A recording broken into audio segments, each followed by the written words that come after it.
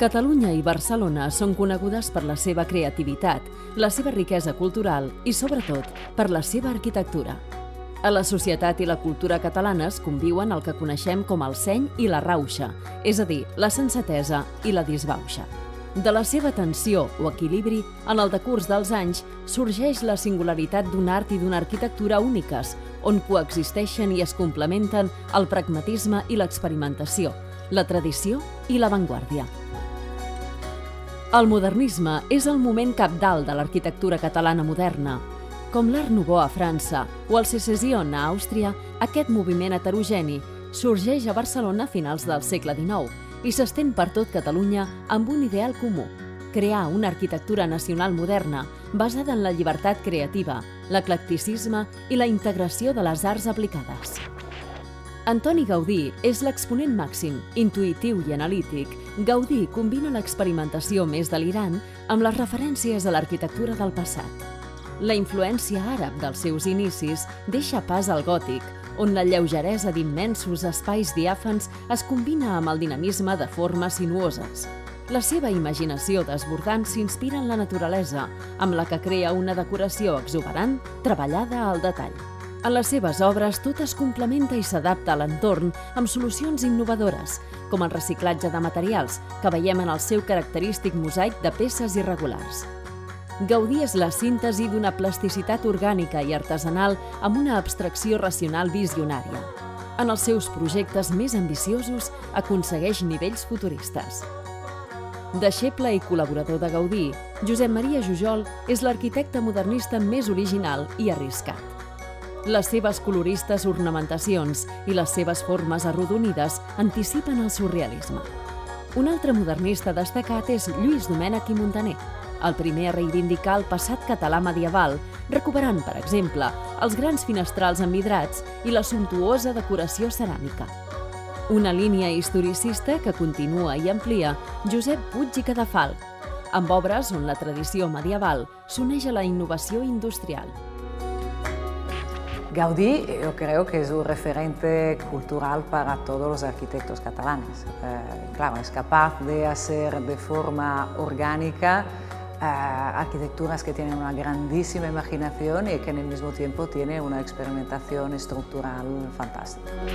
A Barcelona, els edificis modernistes donen personalitat a l'homogènia trama reticular de l'Eixample d'Ildefons Cerdà, un revolucionari pla urbanístic que pensa en la igualtat social, la mobilitat i el creixement il·limitat, i la imatge de la qual s'ha convertit en l'emblema de la ciutat.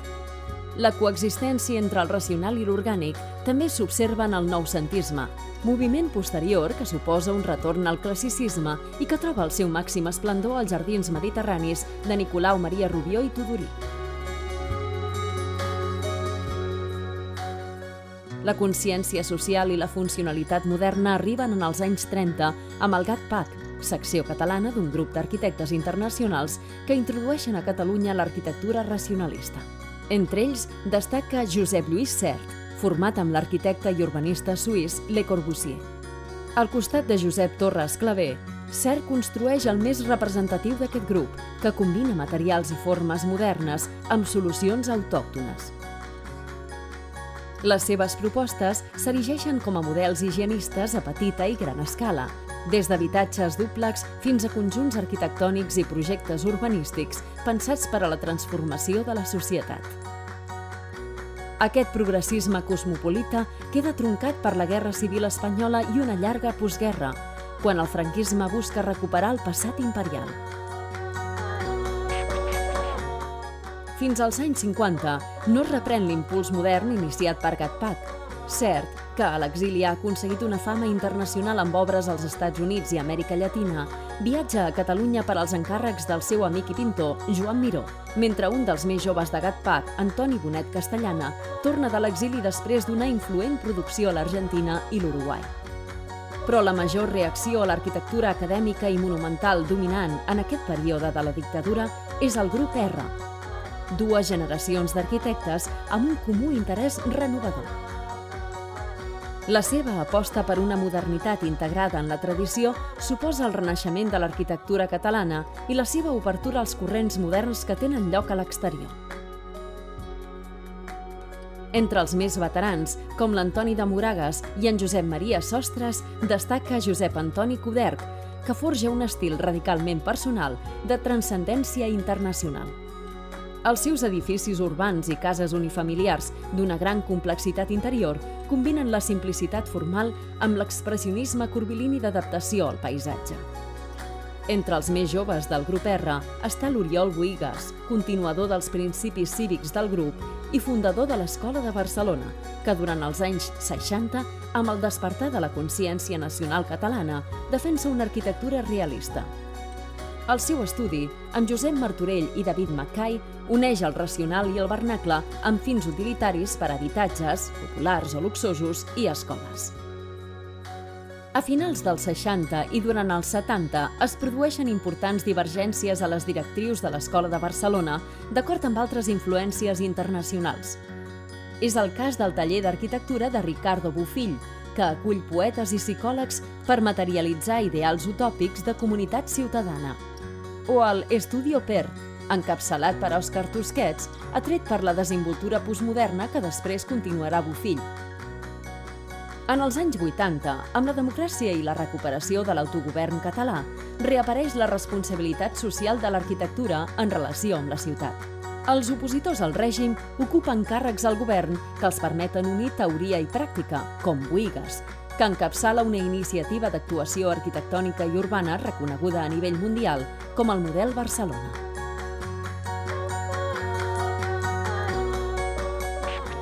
Sí, quan Coderch als anys 60 va afirmar que no són genis el que necessitem, pensem que realment és una afirmació que és vigent, que ha estat vigent fins ara i que ho continua sent.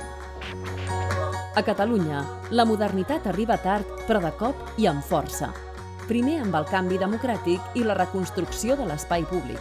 Després, sobretot, amb la designació al 1986 de Barcelona com a seu per als Jocs de 1992, moment de grans transformacions urbanes, equipaments de gran envergadura i edificis espectaculars. El projecte olímpic és la combinació definitiva que situa l'arquitectura i l'urbanisme catalans en la primera línia del panorama internacional. Si fins ara el col·lectiu d'arquitectes catalans estava molt cohesionat al voltant de la figura hegemònica i transgeneracional de Bohigas, a partir dels 90 es diversifica. Els professionals de prestigi en aquests anys continuen en actiu, però apareixen noves promeses que aviat seran referents. El millor exemple és l'Enric Miralles, la desmaterialització del qual continuaran Carme Pinós i Benedetta Tagliabue. La tendència més dura la representa Josep Lluís Mateo amb edificis de composició geomètrica més monolítica, mentre el més expressiu i plàstic és Josep Llinàs, amb una arquitectura contextualitzada de volums irregulars. Ens trobem davant d'una nova realitat i, per tant, l'arquitectura avui hauria de buscar realment el que és essencial, tinguent en compte de no banalitzar-se també, i trobar verdaderament els valors més profunds de les persones. Realistes i inventius, l'actual arquitectura catalana és un fenomen d'interès internacional que mira cap al futur.